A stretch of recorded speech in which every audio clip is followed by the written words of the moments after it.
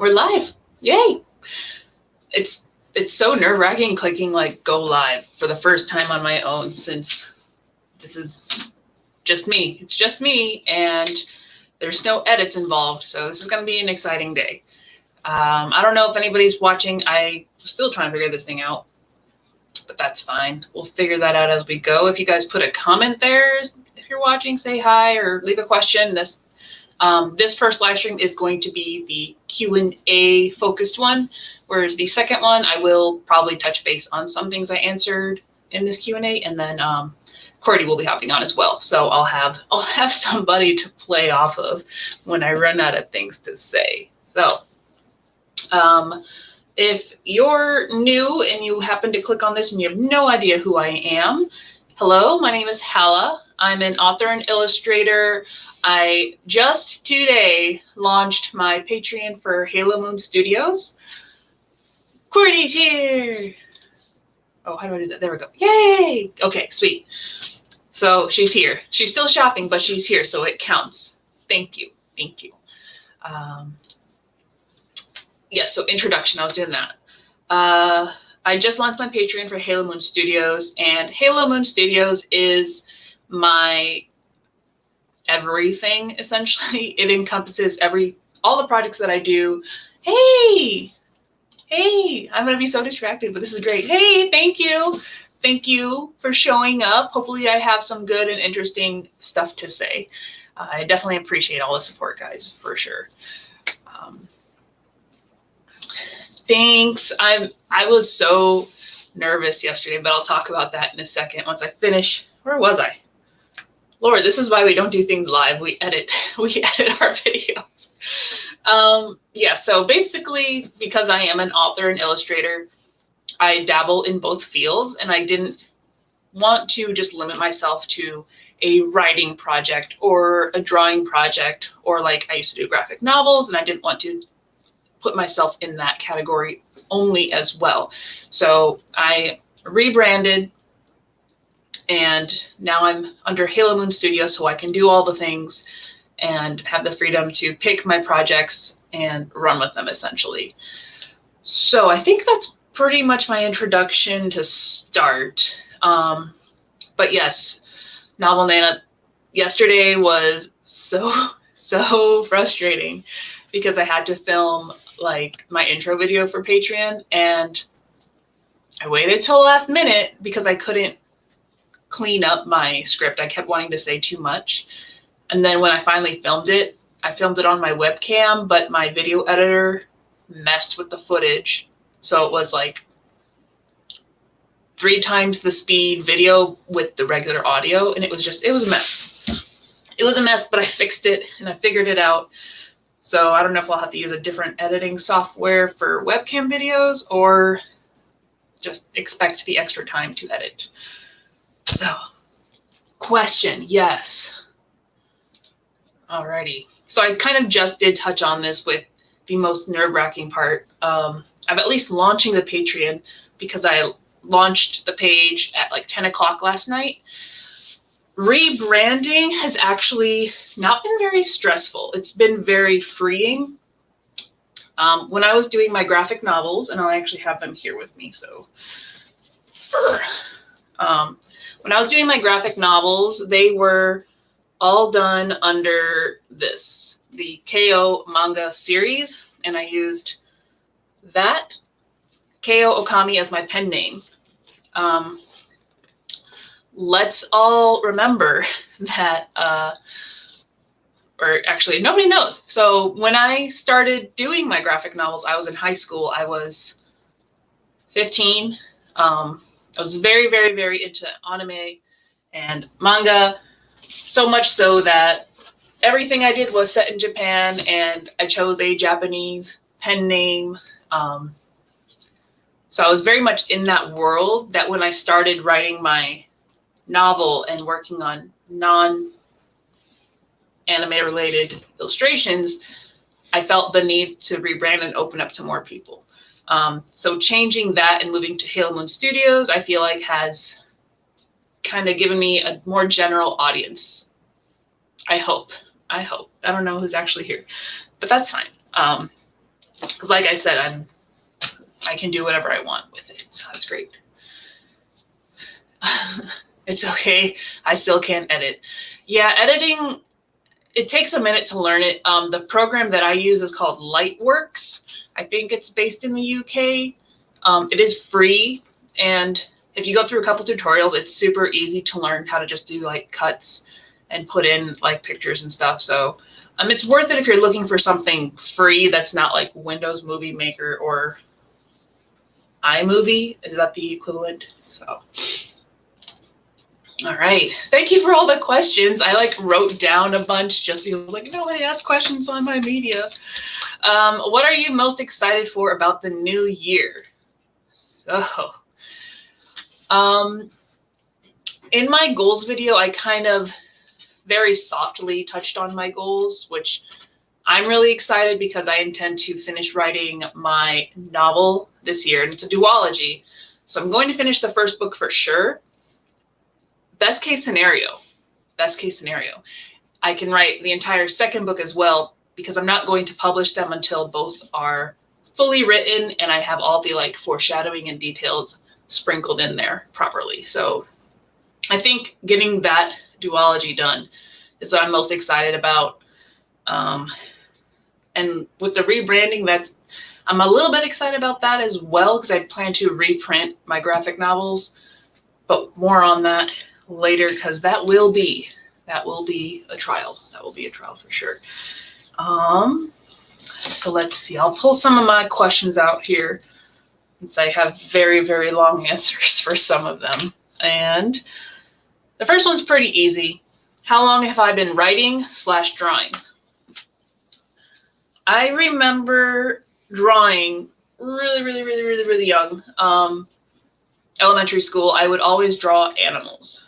I drew a lot of lions and rabbits. And then I really loved horses. So somebody got me a how to draw horses book for Christmas. So I was drawing horses, but I didn't start drawing people until middle school, maybe 7th, 8th grade. Oh no, maybe it was around 6th grade, because I was still at the other school. And then I got into anime and manga and just really started drawing everything. I started with a lot of fan art, but I started my own series, Kuro Kenshin. So I started this series in the first ever draft of it was in summer of 2005. And then I reworked it, published the first book in 2006 with a slightly different cover. And then the next 8 years I was drawing this series. So I spent a lot of time with Kuro Kenshin. And then, okay, we're getting some questions. So I'll finish this answer for the writing part and then hop on the questions here. Writing, I started writing probably about the same time that I started drawing people. So 7th, 8th grade, I was homeschooled, so I had a lot of free time, and I was reading a lot of books. So I was really inspired by a lot of the fantasy books that I was reading. The first essential books that I wrote, it was called A Turn of Fate. The series was called A Turn of Fate, and I actually wrote like 3.5 books for it. I don't think they were that long, but at the time it was 3 books worth. And I took it, this was kind of like my dip in writing, as I took it into my 9th grade teacher and had him read it. And I was not ready for criticism because I was 13. And the only comment I really remember is like, oh, you use ellipses a lot, like the ... And I don't even remember any of the other criticism, but I remember at that point I was like, oh, I'm not ready to be writing. Like, not just because of that, but I wasn't ready for criticism. So I was writing a little bit still, but then next year, my sophomore year, is when I got into doing graphic novels. So I totally flipped my concentration there. All right, so we do got a couple more questions. What is your preferred writing tense? Past tense, third person POV. I it's very difficult for me to write in first person, and I can't handle present tense. I just don't know what to do with it, because there's so many things that I'm just so used to past tense in all the books that I read and what I've written so far. So third person POV, past tense is what I like to write. Side note, I'm very not good at grammar. Like, I think I can write it, but as someone who spent 4 years as an English teacher abroad, I still can't tell you with 100% confidence what a certain type of word is. Like, is it imperative or is it perfect? Like, I don't even know what I just said, but hopefully that doesn't affect anything. Hopefully. Here we are. Checking out the grocery store. What are you getting? And what was my inspiration for TOD? So TOD is Tower of Dogs, and that is the duology that I'm working on right now. My inspiration has grown and changed because the first ever idea for Tower of Dogs came from back in 2008, the year that I graduated from high school. And then it was very different from now. It was a little bit more sci-fi, a little bit more superheroes, because I did want to deal with people having powers, like elemental powers.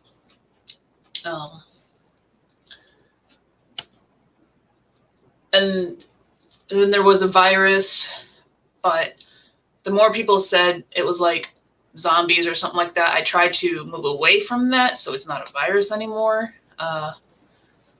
My inspiration, probably X-Men. I'm honestly going to say X-Men, which is like the biggest like superhero thing that I rep, was my inspiration for the initial version of Tower of Dogs, which was actually titled A3615 and spelled out Aegis. So it spent 2000, like, I spent almost 7 years under that title with those themes in mind, but I was still working on my graphic novels, so I didn't put a lot of thought into it. It was kind of like, oh, here's some ideas I can throw in here. So I really didn't approach it as a project until I came back in 17. So 2016, 2017. And then it went pew and it took off. So, but it's my baby. It's my baby. It's my baby. Oh, hello, hello. What other graphic novels inspired you? That's a good question. And I actually have a similar question I wrote down here, but it was my inspiration for my graphic novels. Mostly, I can't really pick which one inspired me, because I would literally go to our library, borrow as much manga as I could carry, and read it in 3 days. So I was just absorbing everything from all different types of genres. I know the biggest influencers on Kuro Kenshin specifically, at the time that I started it, was Inuyasha and Bleach, which are both action adventure. Definitely got the strong Japanese themes, whereas Inuyasha played with going to the past and sort of in the present. And my books, Kuro Kenshin, do play a lot with, not necessarily play a lot, but you get the present storyline when they're searching for the sword, and the past storyline telling you about the legend. So since I've already brought that up, I feel like I should tell y'all what it actually is. So first of all, here is Kuro Kenshin. This is so weird. Mirror view. It is 7 books. It could have been more, and it probably should have been a little bit more. The general storyline, like I said, it's an action adventure. It's set in Japan, and Kentaro, who's your average high schooler, as they all start, has to write a report, which that might be something I'm changing. But he has to write a report on a specific legendary samurai known as Kokushiryu. We'll just call him Ryu for now, because that's easier for everybody to remember. And he gets this old book that's unlike his textbooks because it's only the legend of him. And it's like he does like those stories, so he starts getting engrossed in it. And then this girl, Rika, shows up. Oh, I should probably use pictures. Okay. All right. Yay. So they're on book 2. So this is, that's Kentaro. This is Kentaro. He's the main character. Rika is the girl who shows up. She appears to be a demon. And she shows up being like, hey, I need that book because I need it to find books, his legendary sword. And that brown thing is not his sword. That's a training sword. But this is the BU. So they end up looking for his sword because it was, it's the Kuro Kenshin is the name of the sword. It's a black sword. It does have magical abilities, which I don't want to spoil. But basically, that's the adventure that they go on, while other demons, like these guys, show up and are and are looking for the book, looking for the book to find the sword as well. And it's a crazy, crazy adventure. But while they are looking for the sword in the present time, they will read excerpts from the book, and that takes them into the past to learn about his legend. So that's a very sloppy synopsis of what that series is, but that's what we're going to get for now. I'm going to do a better video on it later once I start the rebranding. But that was my baby for 8 years of my life, and it was great. Yeah, I can still pick these up and reread them and enjoy them, which I don't really reread a lot of things, but every once in a while I'm like, what did I do? Let's see what else we got here. What would you say are your biggest strengths as a writer? And besides grammar, what would you say your biggest weaknesses are? Yes. Oh, yes. All right. So I think personally, my biggest strength as a writer,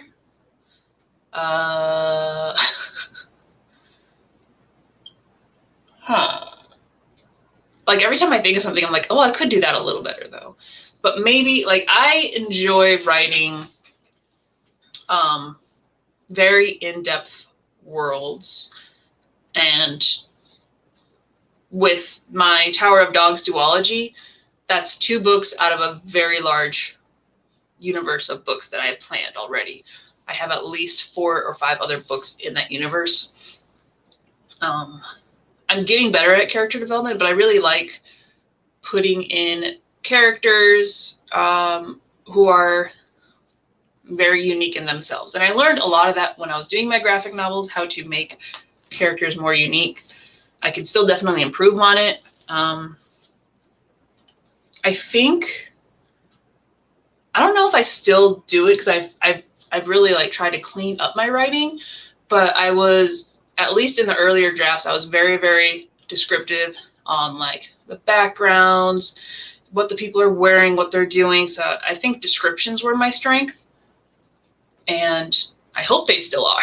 Like I know like I said, I tidy things up just to make things more concise, so it's not like a page of what the city looks like without significance. So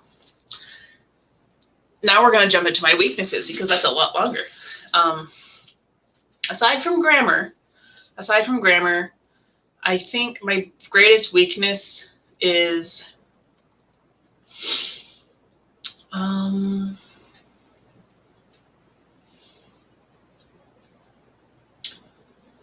plotting. And that's not because I don't plot, but it's because I change my plot, not necessarily change it a lot, but I'm somewhere between a pantser and a plotter. But I feel like it's a weakness because, like, I'm saying Tower of Dogs is a duology, and I'm going to make it a duology, but there's definitely chances that it can expand, and I need to like rein myself in. So Probably, I guess the weakness would be trying to go too big with things, putting too much information when I need to stay focused on the storyline. And a tense, or I think it's kind of hopping into grammar, but like one thing I had a lot of feedback on was like tense shifting, and it's not something I really recognize because I'm not really good at grammar, but that was the big grammar thing was I would shift tenses sometimes in the sentence or like in a paragraph. So that's something I need to look out for, but I'm still learning a lot with writing. Thankfully, I have great friends who are writers, and there's a writing group locally that I can turn to for some reviews as well. So definitely have the people to help me with that. And what was the first manga that I ever read? Oh.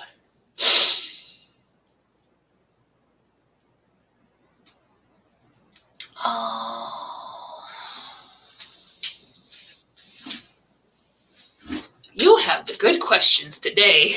You have the good questions. Gosh, I honestly can't think of what it would be. Because like I said, I would literally go to the library and grab whatever they had.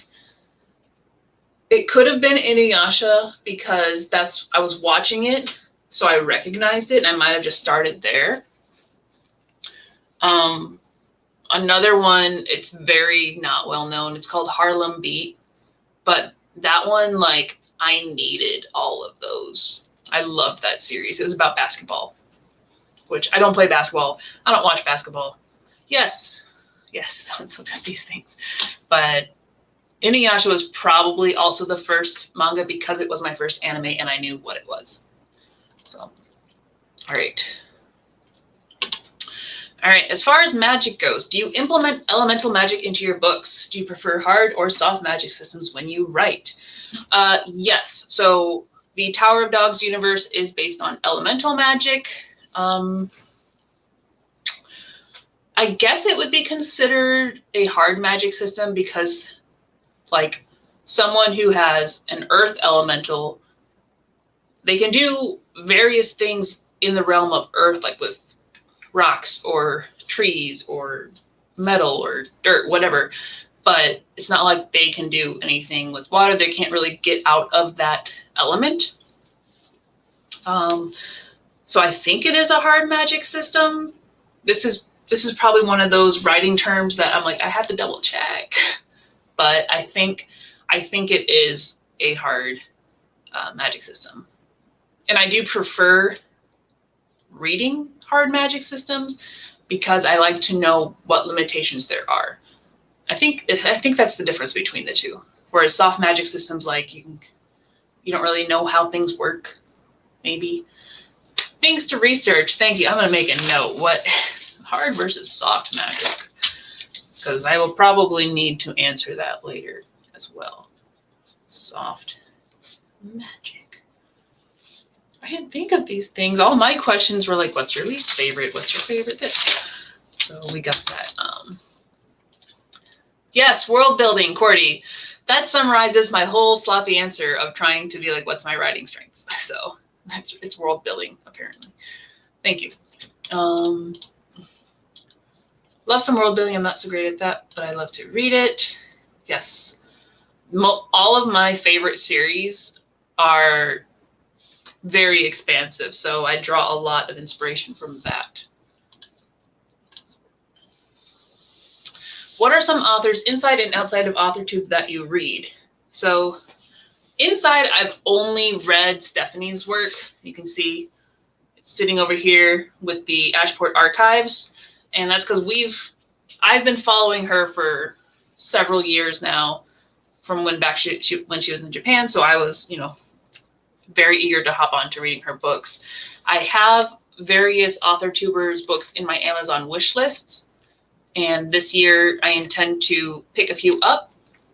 I'm particularly looking at Natalia Lee's Song of the Dryad, so I've heard really good reviews about that. So she's going to be the first other AuthorTuber that I pick up this year once I finish my TBR of books I actually own already. Outside of AuthorTube, My favorite author is Tamora Pierce. I've read her since I was young. I still vividly remember her Lioness Quartet and the Protector of the Small Quartet. So I've decided to start collecting those books. I do have the Lioness Quartet. I have another quartet that I have not read, but I know it's going to be good because it's her and she's amazing. She has all of her books are written in in that universe she created of Tortal. So it's various generations of stories and magic and awesome, like knight fantasy. Not like knights with a K, like knights and kings and queens, like that fantasy. It's so good. And then just recently, David Eddings. He's from the 80s-ish when he started publishing. And my husband read him when he was younger. He told me to read the books. So I listened to 10 of his books, like as soon as I could get them. And again, very expansive universe. There's actually 2 companion novels that go through the whole history, and it doesn't feel like a history book. It's so well written, and I love my expansive universes. So those are my top 2 outside AuthorTube authors right now, is David Eddings and Tamora Pierce. Yo, I need a drinky drink. I didn't know I was going to be talking this much. No, you are doing awesome. I literally just checked all the social medias, and I was like, nobody asked questions. Quickly, grab the journal. So I had backup questions, but I didn't think of these things. But these are really good questions, so I probably should write them down so I have better answers in case I get asked them again later. But no, I super appreciate the questions for sure. It makes me think and stutter and all the things.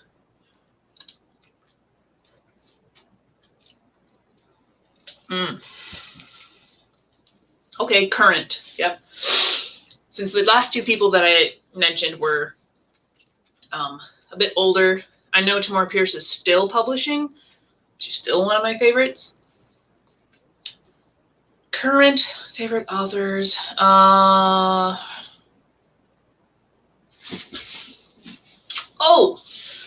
Liz Braswell, who's one of the, I think, is it two authors who are doing the Twisted Tales series for Disney. I really enjoyed her works.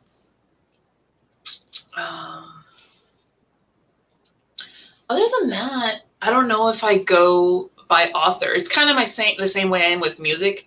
I don't really pick by band. I'll pick by song. So with books, I'm kind of going by book. How do they impact my writing and art? Art, not so much right now, because in my head, I already know where I want to take my art. So I don't think the authors are influencing that. With my writing, I feel like if there's a character who reminds me of one of the characters that I'm writing right now, for example, the 2 main characters in Tower of Dogs, it's an older brother and a younger sister. So if I have that parallel in a book, I'll pay a little extra attention to their relationship just to see how they wrote things, or if it's something that I didn't like that they write, I'm like, okay, don't do that. So I think right now the only impact that I'm getting is kind of taking things constructively to help with what I'm writing. Isn't that exactly what that means? But I think I'm already pretty set in what my genre and everything is moving forward. So it's not going to be influencing that as much as writing style or writing technique specifically. That was a messy answer. Okay. Last Airbender anime, cartoon, or Netflix series? Cartoon, always. I very much enjoyed the Last Airbender series more than Korra.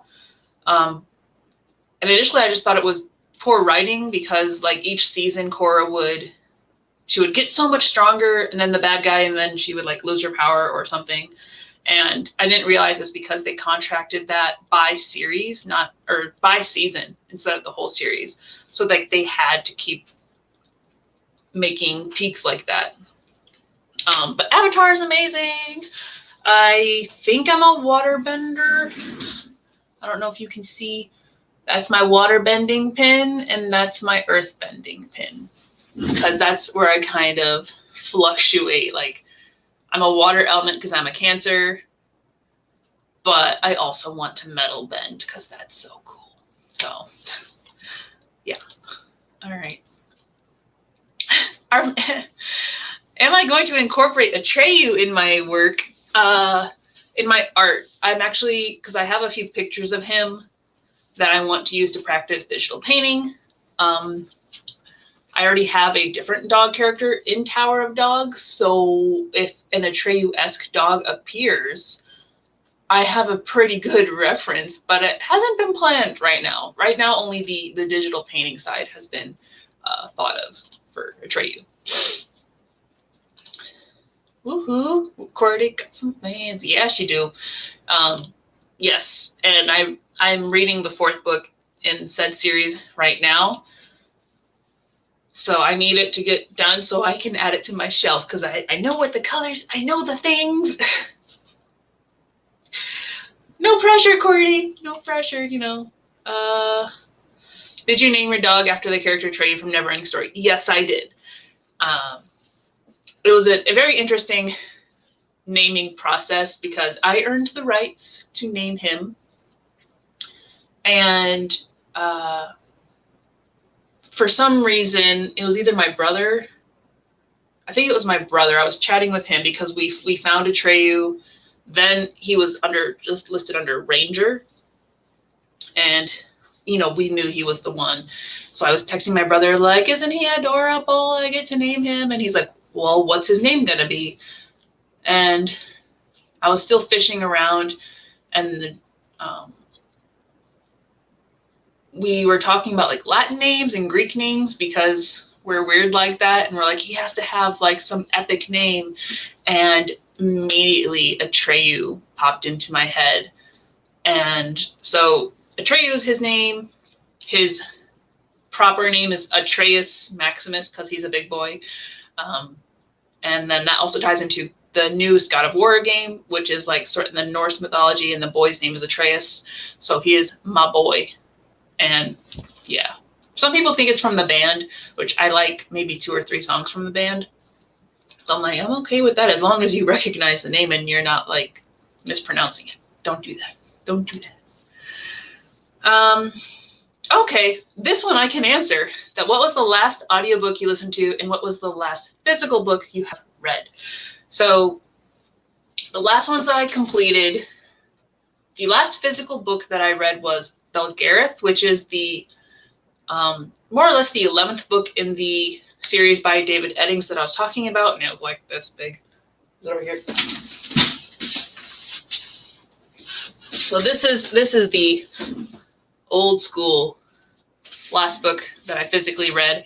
I finished it a few days ago, and then I started on Pulgera, which is I'm never gonna get used to where this angle is.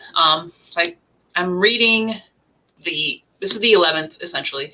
I'm reading the 12th one, which is Pulgera, his daughter, and both of these kind of go through that whole history of the world before the main series storyline. So it's really, really, really, really good. And the last audiobook was Unbirthday, which is the Alice in Wonderland Twisted Tale. So those are the last 2 that I finished, and I'm currently reading Pulgera, which is the next one, and listening to Trickster's Choice by Timora Pierce. I do have them on my shelf, so I should be physically reading them, but I was waiting for Percy Jackson #5 for like a month. And I'm like, this book doesn't take that long. Why are you still on hold? So I just needed something to listen to. So I picked a book that I've had on my shelf for a while, and I like it. Of course I do. It's Timora Pierce. It's Timora Pierce. So yes, I'm making very good progress with my TBR this year. What is my favorite fairy tale? Like Grimm style? Or like Disney style? Oh. Or Asian style? Like, there's a bunch of Japanese fairy tales. So I'm going to have you specify that below, because I could answer a couple, but like, which fairy tale genre are we talking about? How about that? Narrow it down for me, Nana. Is it Nana or Nana? Things that this is why we need to talk. So narrow that down for me. I'll check these out real quick. Favorite movie classic. Are we talking like live action or animation? I am so hardcore into animation that it's people keep giving me like actor names and stuff from movies, and I'm like, what's the character? Was that animated? I don't know what it is. Favorite movie classic. Well, because all I know is animation and Disney, I would say my favorite classic Disney movie is, let's see, let's go back. Sleeping Beauty is, I think it's one of my favorite classic ones. I think that's far back enough to be a classic. Mostly because I actually appreciate the prince doing things, and also Maleficent has become like the best Disney villain ever. So that's one of my core Disney movie classics. Do I have a movie? Oh, Indian in the Cupboard is good. I can just look at my little shelf here of DVD. You know what? Let's do that. Why not? Why not? Why not? Oh. It's stuck, guys. Oh. Okay. So now we're getting on a totally different tangent. Oh yes, Princess Bride. Yes, I love Princess Bride. It's right there. It's in the front. Isn't that awesome? Yes. And yes, Indian in the Cupboard. So real quick, these are most of my personal DVDs that I it's kind of like the ones you pick up for like $5 or $3 at Walmart or Big Lots. And so because I don't have the space for all the cases, I made cases using the film insert. So yes, Princess Bride. We got, that's a really good Japanese movie. Q if you haven't watched it. Never-Ending Story. Oh, Sandlot. Hook. Okay, Hook is so good. I love Hook. What else is good in here? That's Japanese.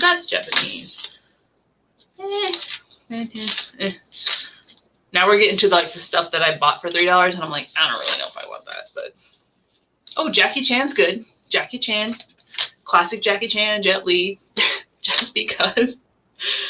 Let's hop back to this so people know what we're talking about. Kung Fu Hustle, super good. Shaolin Soccer was good. Beverly Hills Ninja. Swan Princess. Yes. For the longest time, I thought this was Disney until I was old enough to understand that Disney's not the only one that does animations. Swan Princess. Oh, Page Master. Did we talk about this? Yes. Page Master.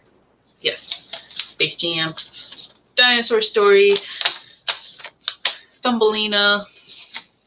American Tail. Throwback. Somehow we're on throwbacks. Totally off topic. Anastasia. Yes. Yes. Yes. Yes. Oh, Ferngully. So I have a bunch of these random like discounted DVD things, and seeing what pops into mind here. Oh, Milo and Otis. I don't know how many times we watched this when we were kids. It was just precious. This and like Homeward Bound, but I don't have Homeward Bound, so it's on Disney Plus though, I think so. Yes. Now that we've gone through my DVD collection and I've made a mess. Moving on. Name one fairy tale in each genre that is your fave. Nana like banana. Okay, Nana. Okay. Thank you. That helps. Thank you.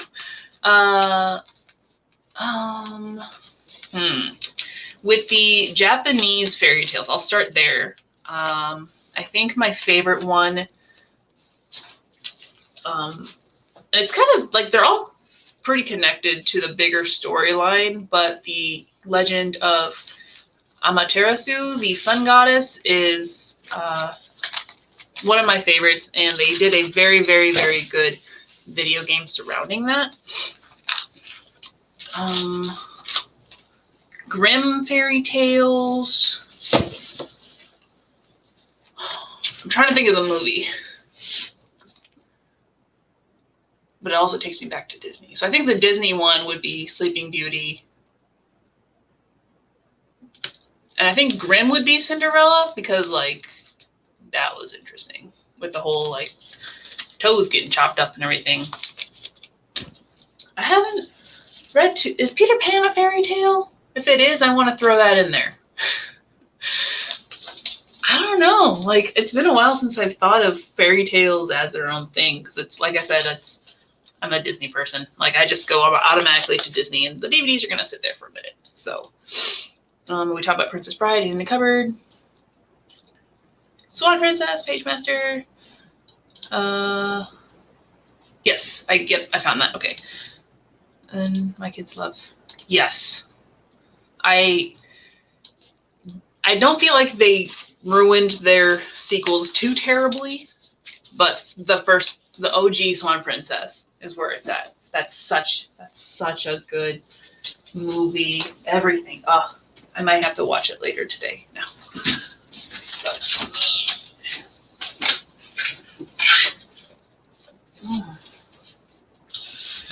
Alrighty.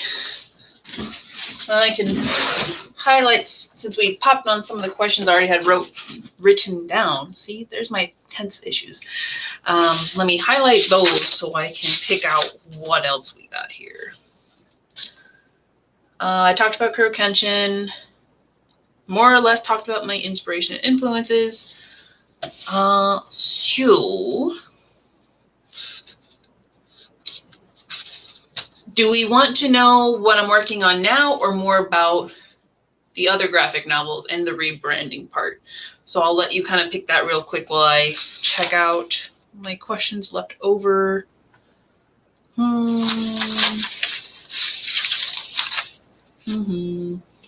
Yeah, so those have to happen after this. So here's a really simple question that I probably should answer at some point. Why did I decide to do a Patreon? And essentially, why am I doing all of this social media stuff? The biggest thing for me is I need to rebuild the community that I had before I went abroad. So while I was working on my graphic novels, I was going to local conventions and selling them. And I did that up until 2013, which is when I went abroad to Japan for 4 years. So from 2013 to 2017, I was out. I couldn't go anywhere and sell my stuff for obvious reasons.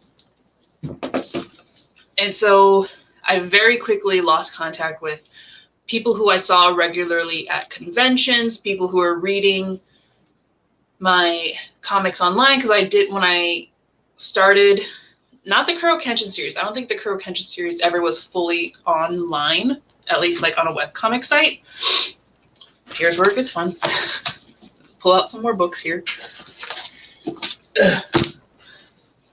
So when I was doing webcomics, essentially, or I was just posting them weekly, I did my With a Cherry on Top series, which is more like a comedy. And I had a very good following with that. I was posting regularly. And then, like I said, once I got to Japan, like I had a whole different life and I wasn't part of it anymore. So I know I can't really reproduce that, but because I am working on different things now, I'm like, hey, I need to reach out and get a different community, essentially. So, and then Novel Nana. Now, your current work in progress. There's one big one, which is the Tower of Dogs duology. So I'll tell you guys about that. And then there's a couple fluctuating side projects. So Tower of Dogs. Let's talk about Tower of Dogs. My baby. My picture's up there. But I wrote down actually a decently, not terribly bad description of it. So real quick, Tower of Dogs is a duology series, part of my World of El-Ur, which is the post-winter. Now I'll say that. Okay. Now I do have to back up, don't I? I hope they do. Because I feel like I'm just rambling and also not speaking concisely. But that happens, right? That's what editing's for. So,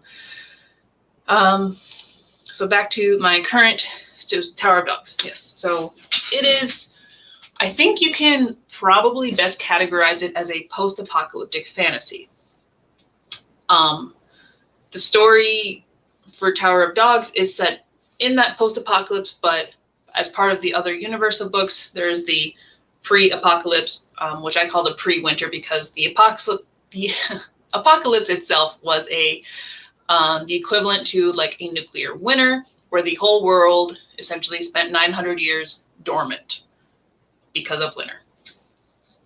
So I will attempt to read my scribbly scratchies for my what's my novel about question. So bear with me here. So a great winter covered the world for several hundred years, which caused a significant drop in the population. Many elemental species went dormant, and the concept of nature disappeared as well. So for my elemental-based magic system, I use the word nature, capital N. So it's not just like you're controlling trees and leaves, but your natural ability in whichever element. Not that that needed explaining, but now you know. So Tower of Dogs takes place as the winter is receding and summer starts to return to the world. While the dark and winter fade, nature starts to reappear and the human people are unprepared. Obviously, since there were different races, the ones left, which are human, humans are one of the ones that are left, and that's because of their resilience, but also for other reasons. So there are people that are human, aka not nature people. Getting sidetracked. In the northern region, right on the cusp of winter's edge, those who become overtaken by their innate natures are called berserkers. Our two main characters, Rome and his younger sister Sparrow, live in Sun, so it's S-U-N with like the two dots, which is one of the last two northern cities. The berserker attacks are drawing close, so in an effort to protect his sister, Rome tries to take her to Eden, which is known as the Northern Sanctuary. However, during their escape, only Sparrow makes it out, and they are separated. So far, it's not really spoilers.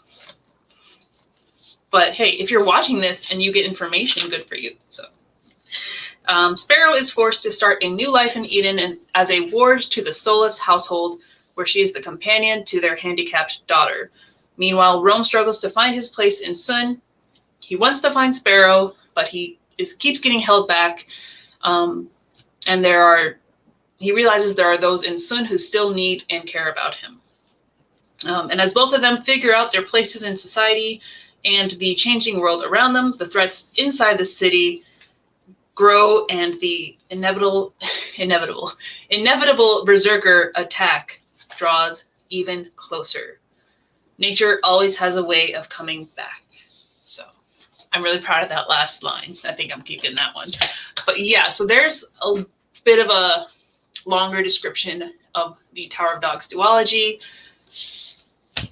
Yeah, so cool. And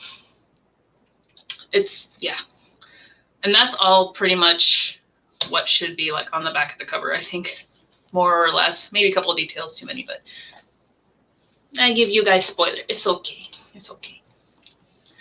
Who is your favorite character to write in TOD? Oh, actually, I think, So I mentioned that the two main characters, we have Rome, who's the older brother, and then Sparrow, his younger sister. When I initially wrote it, it was very heavy in Sparrow's POV. And then as I'm rewriting it, I'm like, oh, I didn't do anything with Rome. So they're a little bit more balanced now. And I actually think right now, at least between the two main characters, I'm really enjoying writing Rome because he's a bit older. He's very emotional. So I can really work with his, going from anger to depression to just the violent world around him, how it affects him. And his side is definitely starts out with a lot more action, lots of fights, but I do like writing action, so that's a lot of fun. But yes, because he's a more active character, I get to really play with those emotional swells and his nature. His nature is very interesting as it starts to reveal itself. That's not a spoiler, is it? No, y'all probably assumed something like that would happen, but spoiler alert. Spoiler, not spoiler alert. Yes, there's a lot of this with Rome, whereas Sparrow is going more like this because she's still learning a lot. She's a little younger, and her big stuff is more in the second book. So, who is the most difficult character for you to write in the duology?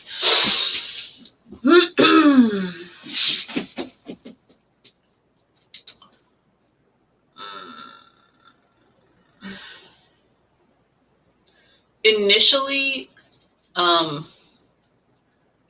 it was Rome, because in that first draft, the reason why I did so much more with Sparrow is because I didn't know what Rome's character arc was. And just this past year, I was able to develop that a lot more. So now I'm like, oh, I know exactly what he's doing. He's not going to like it, but I know what he's doing. And so now it's not necessarily one character, but I'm putting in the conscious effort to make sure that all the minor characters, like Rome's friends, the other people in Eden, like I want to make sure that they are significant instead of just having a bunch of these different people to, fill in space. So there's not necessarily one that's more difficult than the other. It's really just figuring out what their character arc is, what their significance is to the story, and, consciously sprinkling that throughout, which is another reason why I want to write out the entire duology before publishing. So if something develops later in the end, I'm not having publisher's regret, or however we call it, and feeling like, oh man, I wish I went back and did that. So things you learn from doing 8 years of other publishing. So what's we got next? Would you consider a Write With Me session on your channel to let us see your, yes. Yeah, I would totally do that.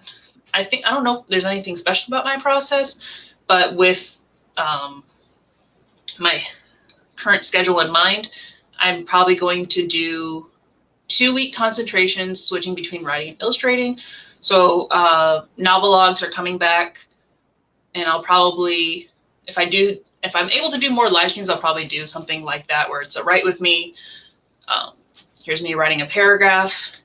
I just had a couple light bulbs go off. So should I share? Should I share? Yeah, because I love you guys. And I appreciate you guys, supporting me. So this is the secret that only the people who watch this will know. Way back in the initial creation of Tower of Dogs, it wasn't supposed to be just a novel. I was actually going to do it as an interactive web novel. So essentially picture like your computer screen on a website. You got a map of the world and you're able to click different locations. And in the open Roam session, or open Roam view of it, when you click on a location, you get like some history there. Maybe there's like a hidden scene that would just be like extra information or a data dump in the books, but it's bonus content. It's a lot of bonus content. And then there would be like a story mode version of that. So that's a lot of logistics to figure out.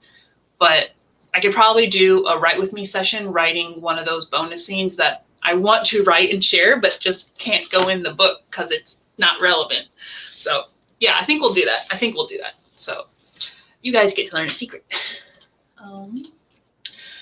By the way, you have a great speaking voice. You enunciate well. Have you considered doing your duology in audio form? Oh, and would you consider lending your own voice as narrator? Hi. Thank you for the compliment. It's funny because my voice is one of the things that I'm not confident in, and I think that stems more from people trying to make me sing karaoke. Looking at you, Q. So I know like singing and stuff, I can't do it. Not that this is about singing at all, but hearing your voice play back, it's always that kind of like, ew, that's what I sound like. So I'm still a little bit self-conscious about my voice. I think my clear speaking and everything, like at least my presentation like this, is because I did spend 4 years teaching English in Japan. So I had to stand in front of people and speak the English very well. The guys, it's the. So have I considered an audiobook? For some reason, no. Like, I don't know why that didn't even pop in my head until now. Would I do it? Maybe. Like, I know Stephanie's trying to make her books into an audiobook right now, and I'm going to be learning a lot from her if I ever pursue that. But I think my main focus, so I don't get spread too thin, is writing the novels and doing the extra content on the website that I told you guys about. So I might just save my voice for you guys as I get a drink of water. That's a very interesting thing, though. Like, Okay. Halfway back, but in the car. Drive safe. Drive safe. Thank you. I'm trying. I assume you're talking about Tower of Dogs? Possibly. And the answer to that is, do I have a favorite line from each? Not quite. Because again, it's still drafting. Probably once it's ready to get published and all the final edits are through, I'll be able to pick out some choice lines. Like, I know one of the quotes from a character is, "Show me your true nature." And so that's definitely got like a play on the nature word. It's like the nature magic as well as the nature of oneself. Like, what kind of person are you? So I like that quote. And I just came up with that nature always has a way of coming back thing for the back cover, hopefully. So I'm getting there. I don't have like a surplus yet, though. I'm getting there.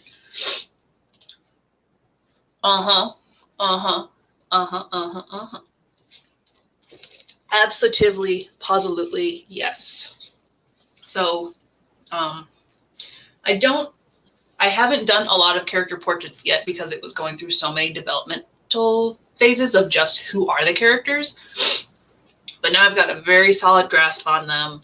And once the secret project is done, then I will have all of my illustration focus reopened.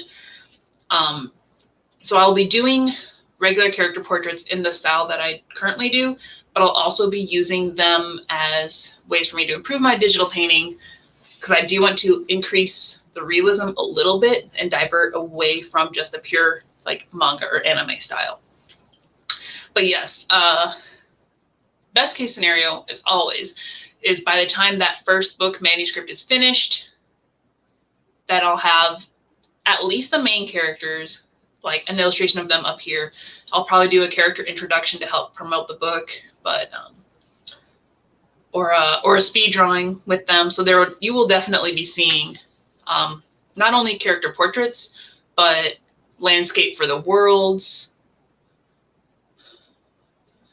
characters, people. Maybe some special objects. I'm not quite sure. Or if they would just tie into with the people. But because I'll be making the illustrations for the interactive web novel later, I'm going to start building those up. So you guys will definitely get to see those. Love the character names. I love them too. I can't.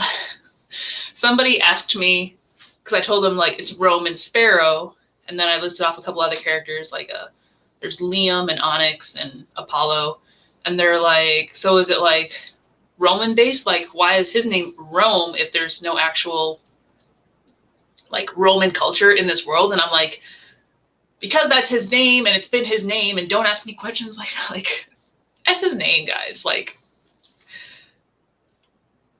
Rome is always going to be Roman. He will never change. So, would you say your books are more character or plot driven? Oh, more character or plot driven?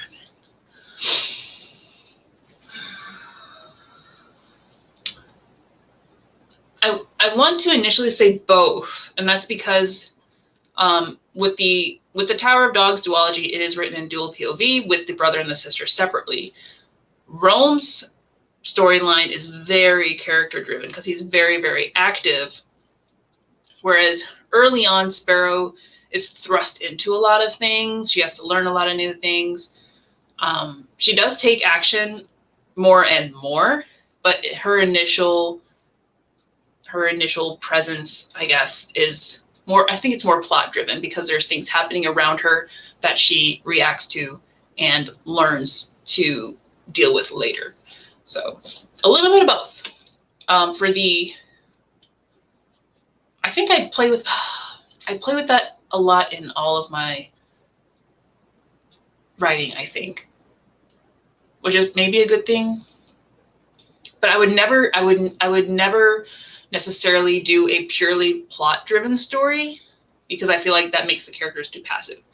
So there might be a very, very strong plot behind the scenes, but characters are always going to do what they do. So I hope that answered that question. What would you say are the top 3 best lessons you've learned through writing your book? Okay.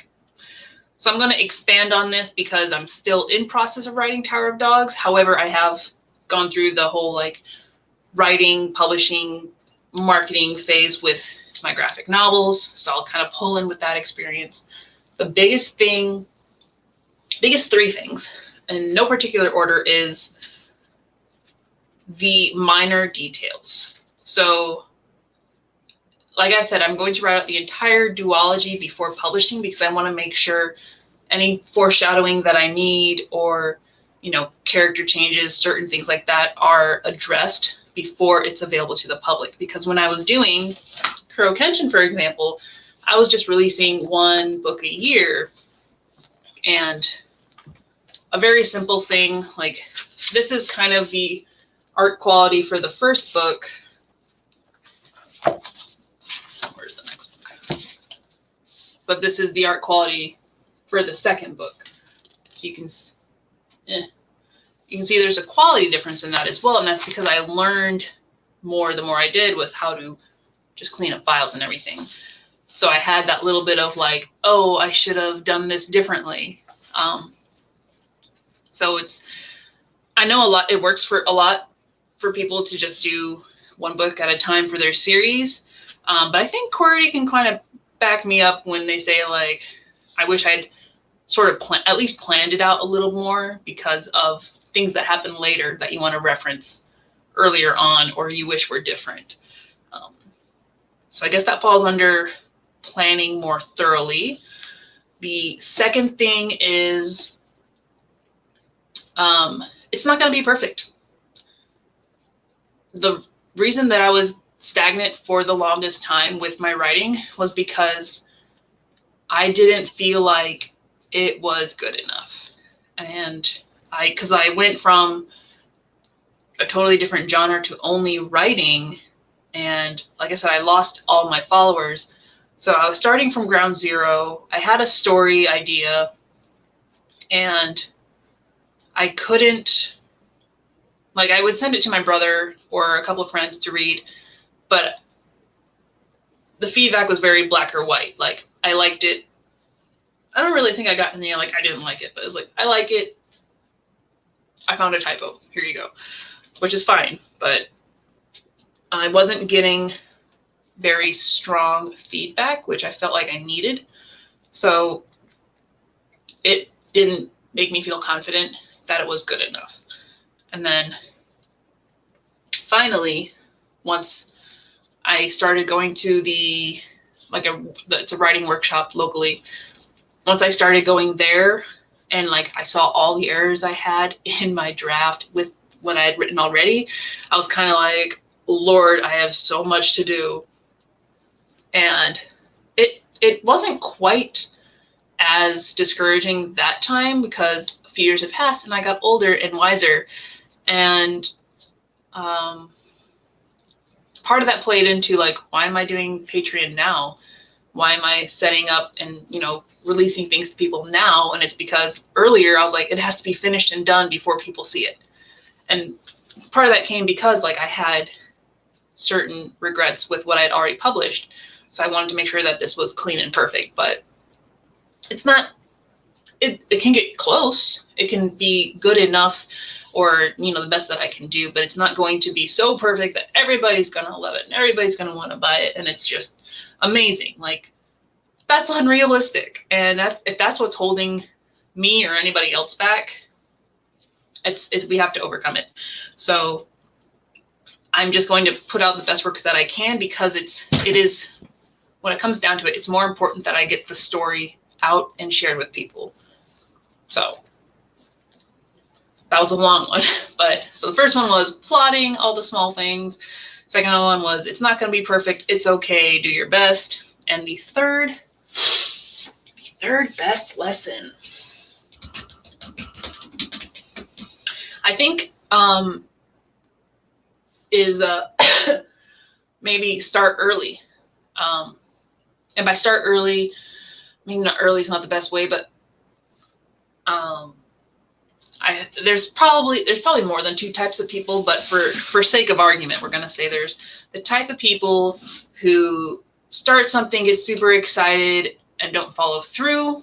And then there's the type of people who finish. So whether they start early or not, your goal should always be to finish. And by getting the word out to people early on in your creative process, I think is really important because you will get that support, not just to help later when your books are published or whatever, but because like instant gratification, sometimes like if they read something and they like it, like you feel so good and you get inspired to do something else. Or just, having people come on your live stream and ask you questions and feel like you are relevant. Like, yes, reach out to people. Try to get comfortable doing that because if you want to be doing books, you're going to have to deal with people and be very nice about it. So yeah, I think that's my 3 big lessons I've learned from writing and publishing and all that. Great tagline. Yes, I love it. I love it. Secret project, which is semi-secret. Like I think people figured it out by now, but I'm not quite halfway, but I'll definitely be halfway by the end of the month. And I wanted it to be done by the end of this month, but that's asking a lot. I will do my best though. I do have the whole quarter, so I'm not too worried. What other genres do you read or feel drawn to? So obviously, like, I'm very big in the fantasy genre. Sometimes sci-fi. I know it's kind of can be similar and closely related. But it really depends on how it's written. Maybe history. I haven't read any historical fiction recently, at least. But like I like documentaries in the History Channel when the History Channel was good. So I like actual history documentaries. I do get a lot of inspiration from those, or like nature documentaries. Other genres. I feel like I primarily read fantasy, and I'm very okay with that. This one-shot book that I did is actually like a comedy romance drama, which is a little bit outside my expertise, but I really wanted to do like a shoujo manga, or which like for girls, and like do a little romance story. And I enjoyed it. Like, I feel like it was a nice little project to do. It's not something that I feel like I can keep doing, but it was nice for the time being. Yeah, so probably just like historical stuff, maybe a little bit of science fiction. What other genres? Mystery. Oh, well, I like Sherlock Holmes and Agatha Christie. So that's a little bit of like mystery, but I don't read them regularly enough. Yeah, I don't do thrillers. I don't really do the rom-com, or I know what I like and I read it. So that's what I can say here. Can you give us a hint about your secret project and what may be the time frame in which will reveal what it is? Okay, yeah, well, yes, I actually can, because we're still calling it Secret Project, but we did release a trailer. It's on, I put up the teaser trailer on my channel maybe about a week ago or so, and that's only like 20 something seconds long. The entirety is 2 minutes, and I'm about 50 seconds through it right now. Just from looking at the teaser, you can probably tell it's some form of animation. It's not pure like smooth frame by frame, but it's kind of like an animated illustration sort of deal. And that is for that book there, for the first book in the Ashport Archive, Search for the Phoenix, not Secret Project. And we decided to do this project. I proposed it as kind of like, hey, I want to get back into drawing and learning new things. You're having a book come out, let's do something. And we came up with the essentially a trailer for that first book. So hopefully at the end of the month, we can do another teaser release. I'm hoping I can get the first minute done and do that, because it does have a good pause point. All the diary project. Okay, well, we're still working on the other part of the audio, because it will have some narration, but no worries, we got time. As far as my part of the project goes, because I'm doing all of the images and the animating part, it's going to be done this quarter. And I'm sure she'll finish the audio narration within a similar time frame, because we want to release it before her book comes out. So within the next couple months, it should be out and off my plate. Then I can like do all the Tower of Dogs stuff. And Patch and Friends. Okay. I can't believe I'm an hour and 13 minutes into this and I didn't mention Patch. What?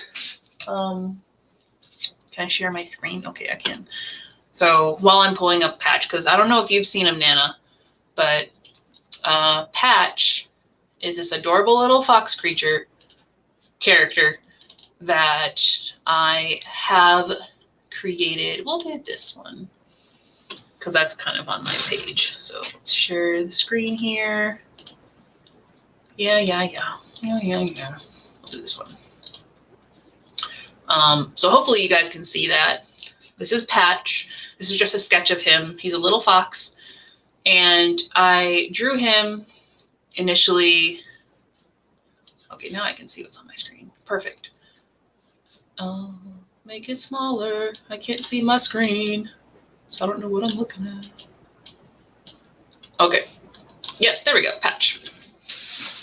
And this is not Secret Project. I should probably hop off of that little thing there. Boop.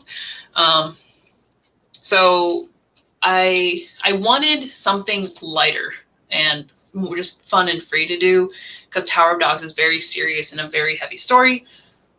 And I always kind of have like things going off each other. Like Kuro Kenshin, I had XYZ and with a cherry on top to balance out the level of seriousness to fun. So I created Patch. He is adorbs. he is my cute little boy. And initially it was going to be just like, hey, I'm just going to do some like illustrative cute things with him, maybe make some buttons, because I do like me buttons and me pins. And the more that I thought about like, who is Patch, the more of a character he actually became. And like, there's 3 children's book ideas I have for him already. So he's still like falls under illustration projects. Let's see, can I actually switch over? Oopsie. Yeah, that was an initial sketch that I had done of him in color. So we know what his color looks like. Where's the other one? Where's Christmas Patch? There he is, Christmas Patch. So it's like, if I just want to do like a little picture for Christmas or something, I could do it. But now he actually has like a story. So yeah, there is going to be, oops, I double clicked on that. There is going to be Picture Kids, some sort of book coming out with him later. Like it could be this year, but it's not going to be in the first 2 quarters. It'll happen after July, if anything, while I develop other characters, or at least the art for them. So that's kind of my side illustration project that it's just fun to do. He's cute. It's fun. All right. What advice would you give to someone who's thinking of getting into manga writing? And what 3 manga books would you recommend to someone who's never read manga, a good intro to manga? Ooh, boy. Ooh, boy. This is hard to answer because, like with other books, there is just so many different genres. So it really depends if you like romance or if you like action. And even then, do you like heavy gore, or do you like more magic? Or do you like the horror or thriller? Like, it really depends on what you like reading in first, like what genre, before I can even begin to make recommendations, because I'm also a little bit behind with that because I haven't kept up. I still watch things on and off. I rewatch a lot of things because I know that I like them. So that's really hard for someone who's getting into manga writing. Honestly, since I did both the writing and drawing side for it, it helped me because I could draw as I went. When I tried to script it just with text, like to plan it out, I was very, very off with like how much space a picture needed. So you really need, before you do anything, even if you're only on either the writing or the drawing side, you really need to research both sides of it, because if something needs more impact, it's going to take more space. So you can't just put 5 different images on a page and have it be impactful. So, reference. What's a good page with some different things? All right. Maybe not that one. Maybe that one is not as user friendly. It wasn't bad, but it was. All right. So this one, or something on the page. So it's the start of the chapter. You know, you're using a scene to set up where he's at, overlaying some dialogue, and then on this page, you know, you use little frames to show like little actions, like, okay, he looked over and he plop over there, over here, and then a close up. Oh goodness, my fingers are all backward. And like, you have to be aware of how things should look for what the intensity is. So this was all just like a setup of scene page. There wasn't a lot of action.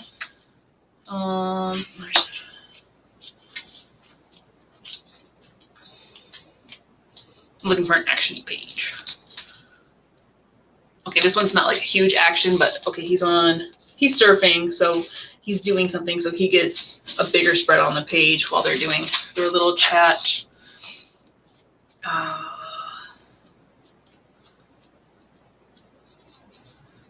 Ooh, I like this page.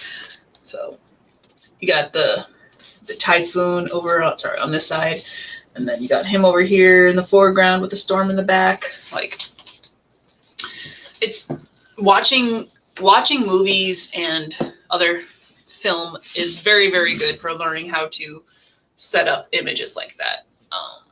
I think you probably learn more from that than you do necessarily looking directly at the comic pictures, but it depends how you approach the research. So unfortunately, I can't give a clear answer on that because it involves a lot of research to specific genres and to both sides of the graphic novel process. So, my opinion. Yes, stop. It's not awful. We just need to find male voices. Do I see any other collabs coming in the foreseeable future?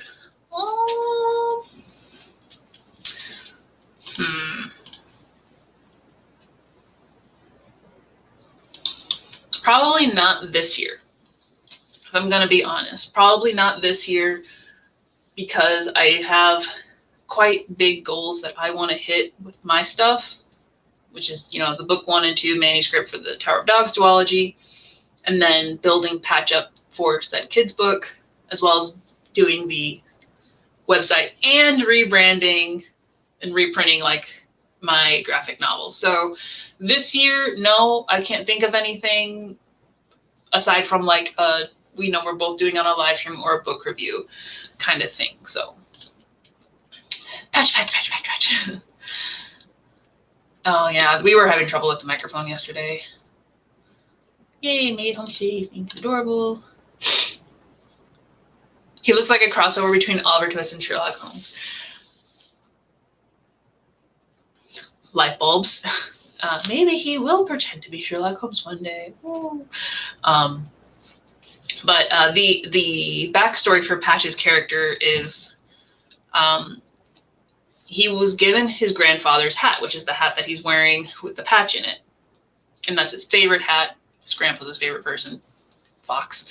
And when he goes to school for the first time, he's got his whole new uniform, but he's playing around. It gets dirty. It gets torn up. And his mother's like, oh, no, we need to get you a new uniform. And he's like, no, I just want it to be like Grandpa's, like this with his hat with the patches. So he essentially gets patches in his clothing, and they just call him Patch Fox. So I thought it was cute little backstory, and that'll probably be the main focus for the first kids book.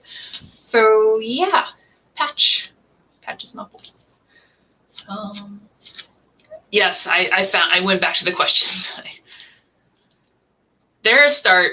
I think definitely that sketch was the best one so far of Patch, and I haven't colored it yet because I just like the sketch version. So there'll be more though. Effortlessly. Oh, I tried. I flounder a lot, but I think we're doing pretty good here. It's definitely been a lot more in depth than what I had written down. So, will your Patreon have specific tiers, and if so, what should each tier expect? So I opened my Patreon with one tier. Will there be other tiers later? Possibly. Possibly yes, actually, because I think there will be at least one more.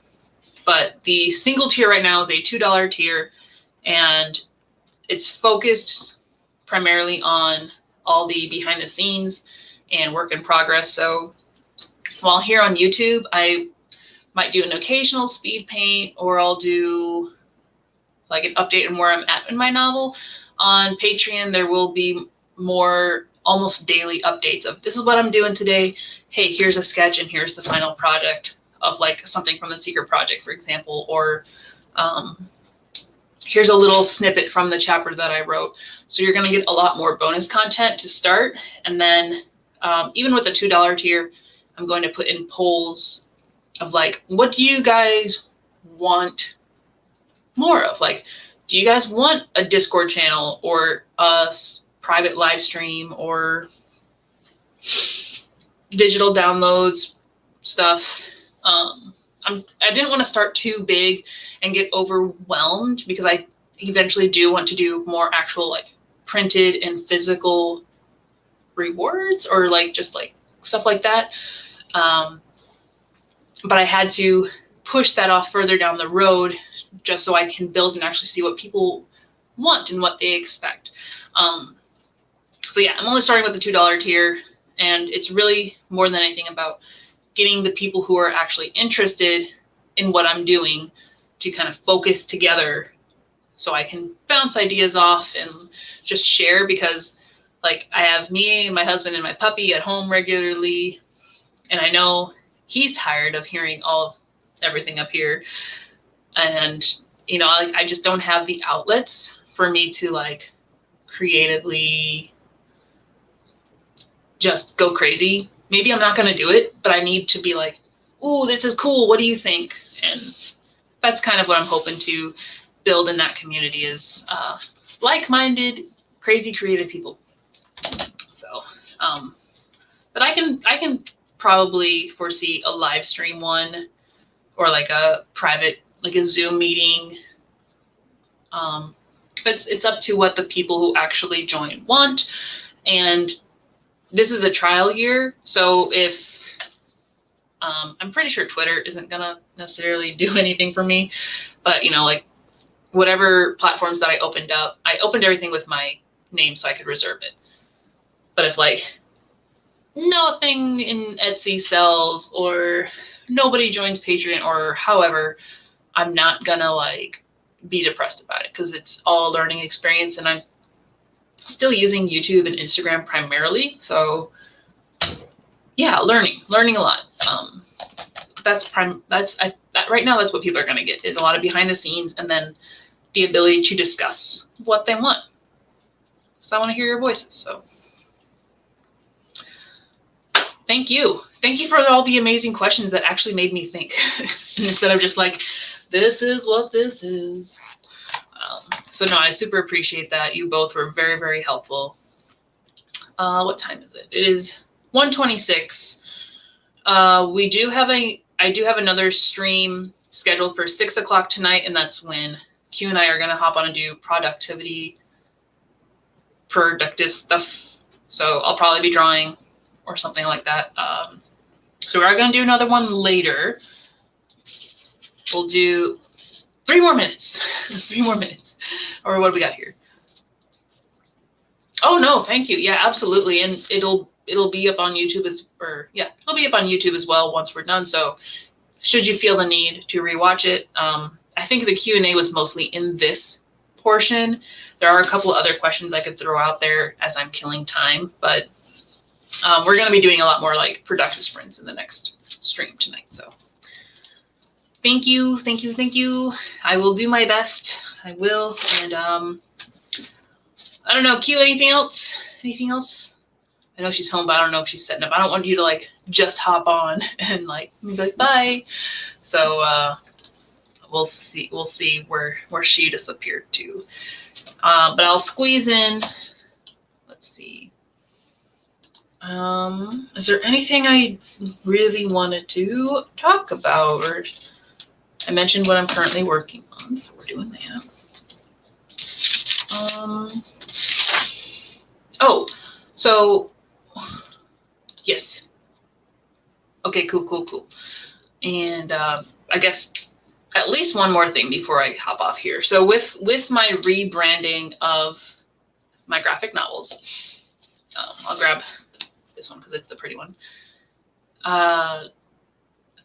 Once I'm at that stage, I know, at least with my patrons, I will be reaching out to them I'll probably send them free copies so they can read it.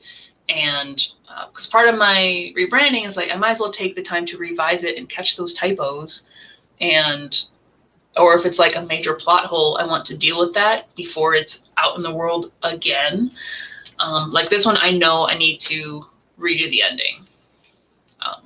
I cut it way too short when I initially did it, And I, like, when I reread it a few months ago, I got there and I was like, that's how I ended it? What? Like, I was building up and then I was just like, boom, it's over. So there's going to be an extended ending for Kuro Kenshin. So I'll definitely be reaching out to my patrons, being like, hey, if you want to give me feedback, read these, you know, you can get free access to the PDF or however it's going to be. So I will be reaching out to my patrons as well for feedback on those. So how prepared do I feel for the launch? For the singular page, that is the Patreon setup, we're good. I think I've checked off all the boxes except for like the thank you for becoming a patron message. Like, I haven't quite figured out what I want to say in there. So a 9 for the launch. For everything that I have to do, which is, you know, updates almost daily, and then deciding what else, or I guess how to separate what's on Patreon versus what's on Instagram and YouTube. I'm semi-prepared. Like, I have my planner with all the notes, but it's going to be, you know, it's going to go day by day, or not necessarily day by day. It'll be an ongoing process. I think I can definitely keep up with the updates on it. And then once I actually get feedback on what people want and other things, then we'll start to see like where my time is needed. So right now I'm feeling pretty prepared. I'm ready to start doing things and get stuff done, because I got so anxious for this launch. Like yesterday, I couldn't do anything else. I was like, just cuddle and listen to my audiobook. Let's the launch tomorrow. But now that it's like launched, there's kind of like a little bit of weight off my shoulder. Like, the page is up, we're good. And now we get back to work. Like, it's just a breather, We're back at work. Is there anything positive that you'll take away from today's stream thus far? Yeah, I think definitely with the questions that you guys have asked, it kind of opened my mind up to things I hadn't thought of before, such as audiobooks for my books. I'm like, oh, when would I do that? How would I do that? But also, even just having, you know, the two of you here to participate is what I wanted. Just to have some interaction with somebody who cares. And I know that sounds like really bad and sad or something, but I'm trying to build the community. So people who participate or who rewatch or however, if I'm getting that, then I'm already hitting that goal. So definitely taking the positive knowledge that, hey, now I have another person. So I have Stephanie and I have Nana who are supporting me and they want to see my work. They're going to get my work. And that's the way I operate best, is if I know at least somebody out there wants to see it, wants to read it. However, I'm going to do it and I'm going to enjoy it. So it's when I'm feeling like all alone and lonely, they're like, nobody cares that things don't get done. But I think we'll have a pretty good, steady pace of progress from now on, at least. Anything else I wish to say? I probably should do the the outro. I'm seeing, do I have any other fancy questions? I'll save those for later. Nothing comes to mind right now. We've gone through a lot of different things and I have several things as well to think of, but really we got time. There's going to be live streams. There's going to be Q&As. There's going to be posts and updates. Like, I don't have to give you 1,000 things right now and overwhelm you. So we're good. We're good. And now I feel like relieved enough I can actually work and get things done. So this has been great. Last bit, thank you so much for allowing me to participate. Absolutely. Yes, thank you. And I try my best. Thank you so much. Yes, I can feel it. I feel it. I love it. It's great. Were there any questions that I'd written down I wanted to touch on?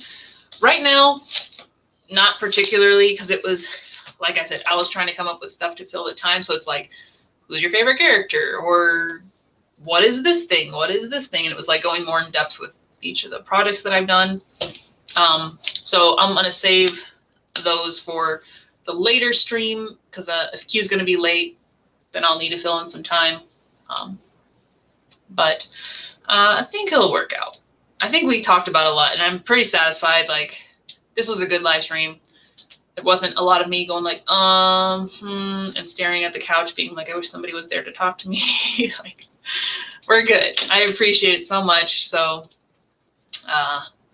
it's about 1:34 over here. I think we're going to call it for this first live stream. Again, my name is Hala, representing Halo Moon Studios, which is the encompassing creative, we need to come up with a good word for this, encompassing creative platform for all of my writing and illustrating. You can now find me on Patreon, and all of the links are going to be below, but I just launched my Patreon today. I'm primarily on YouTube here and Instagram under both Hala Amin, which is kind of more going to be my private Instagram, well, not necessarily private, but like my life. So it's a lot of Atreyu if you're into watching my puppy grow up, and some maybe like food or something. And then the Halo Moon Studios Instagram, which will primarily be focused on the illustrations that I'm doing.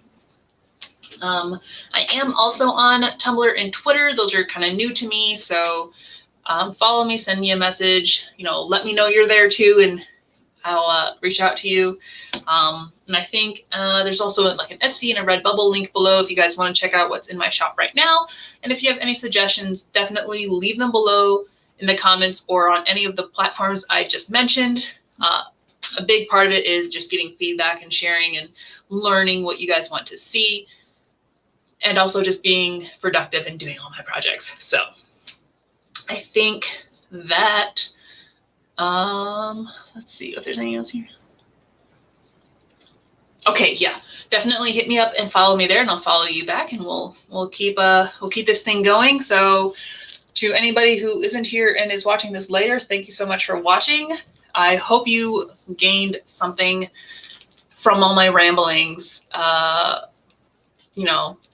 Thumbs up, subscribe, leave a comment. Anything is appreciated.